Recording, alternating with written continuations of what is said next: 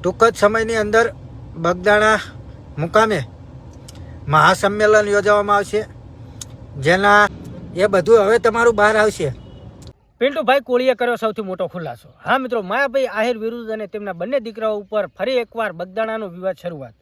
હા મિત્રો, બગદાણા વિવાદની જેવી શરૂઆત હતી એવી ને એવી ફરી એકવાર બગદાણાનો વિવાદનો અંત નથી આવ્યો. આ બગદાણા વિવાદની ફરી એકવાર શરૂઆત છે.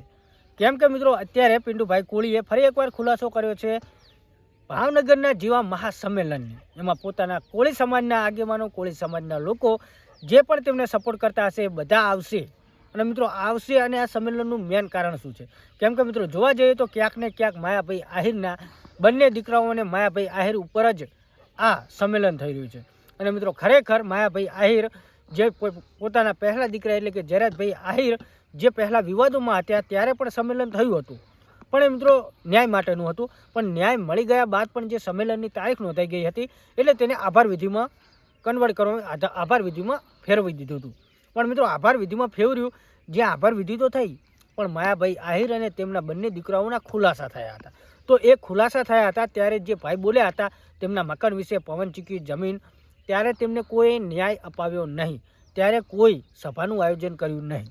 અને અત્યારે જ્યારે પિન્ટુભાઈ કોળી ઉપર માયાભાઈ આહિરના દીકરાએ કેસ કર્યો, તેમના ઉપર જ્યારે આવ્યું ને ત્યારે તેમને તે મુદ્દાઓ યાદ આવ્યા અને એ જ મુદ્દા પકડી અને માયાભાઈ આહિર અને તેમના દીકરાઓ ઉપર બગદાણાની અંદર મહાસંમેલન કરશે. મિત્રો ક્યાંક ને ક્યાંક જોવા જઈએ તો આ મુદ્દા પણ તમે ધ્યાનમાં લેજો. કેમ કે મિત્રો માયાભાઈ આહિર ને જયરાજભાઈ આહિર અને ભરતભાઈ આહિર તેમના ઉપર જે ભાઈએ ખુલાસા કર્યા હતા ત્યારે તેમને આભાર વિધિના સમયે ત્યારે તેમને આ ઉપર કોઈ એક્શન ન લીધું, આ ઉપર તેમને કોઈ ચર્ચા આગળ નહોતી કરી. જ્યાં માઇકમાં બોલ્યા ત્યાં જે ખુલાસા થયા ત્યારબાદ આજ સુધી તમે ક્યાંય નહીં જોયું. પિન્ટુભાઈ કોળી ઉપર જ્યારે ભરતભાઈ આહિરે કેસ કર્યો, અભદ્ર ટિપ્પણી કરી એ બાબત ઉપર, ત્યારબાદ તેમને યાદ આવ્યું કે એ મુદ્દા ઉપર આપણે ફરી એકવાર સંમેલન કરશું અને એ ભાઈને ન્યાય અપાવશું. પણ પોતાના ઉપર જે કેસ કર્યો, જે પોતાના ઉપર આવ્યું એ લોકોને નથી બતાવતા. પણ જે ભાઈને પોતાને પહેલાં ન્યાય અપાવવાનો હતો એમનો અત્યારે ફરી એકવાર ન્યાય અપાવવો છે. મિત્રો ક્યાંક ને ક્યાંક લોકો પણ કન્ફ્યુઝ છે. તમે લોકો પણ વિચારતા હશો કે આમાં સપોર્ટ કોને કરવો અને કોણ સાચું ને કોણ ખોટું. કેમ કે માયાભાઈ આહિરના બંને દીકરાઓ જ્યારે જયરાજ આહિર ઉપર જે બગદાણાનો વિવાદ ચાલતો હતો નવનીતભાઈ સાથે, જે આખો બનાવ બન્યો હતો, ત્યારે પણ આ પિન્ટુભાઈ કોળી બોલતા જ હતા. ત્યારે કોઈ કેસ ન કર્યો, કશું અભદ્ર ટિપ્પણીનો લગભગ તો ઉપયોગ કર્યો પણ હશે મિત્રો. કેમ કે અત્યારે કેમ તેમને યાદ આવ્યું ને અત્યારે કેમ કેસ કર્યો? તો મિત્રો અત્યારે ઘણા બધા તમે વિડીયો જોયા હશે, પણ પિન્ટુભાઈ કોળી આ વિશે શું કહેવા માગે છે? માયાભાઈ આહિર તો અત્યારે પણ ચૂપ છે, ત્યારે પણ ચૂપ હતા. જ્યારે જેલની બહાર આવ્યા ત્યારે જયરાજભાઈના હાથમાં પુસ્તક હતું અને માયાભાઈ આહિર એવી વાત કરી હતી કે હું ગીતાને માનું છું. હા ભાઈ, ગીતાને માનતા હશે તો ચૂપ રહ્યા હશે, પણ ફરી એકવાર પોતાના દીકરા, મોટા દીકરાએ જે આ બગદાણા વિવાદની શરૂઆત કરી ત્યારે પણ તેઓ ચૂપ છે. તો લોકો આમાં ઘણા બધા લોકો, આહિર સમાજના લોકો તો માયાભાઈ આહિરને સપોર્ટ કરે છે, કોળી સમાજના લોકો પિન્ટુભાઈ કોળી કે નવનીતભાઈને તો ન્યાય અપાવી દીધો. પણ મિત્રો ખરેખર અત્યારે સમાજ વચ્ચે ભેદભાવ થઈ રહ્યો છે અને મિત્રો સમાજ આવી ગયા છે.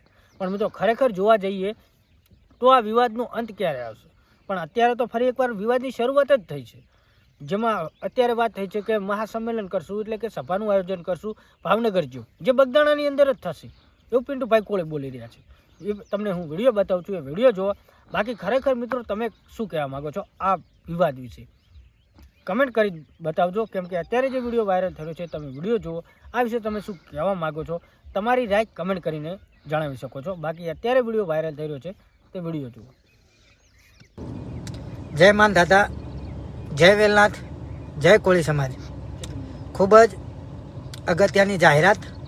તો તમામ ભાઈઓને નમ્ર વિનંતી કે બને એટલો વિડીયો આગળ શેર કરો.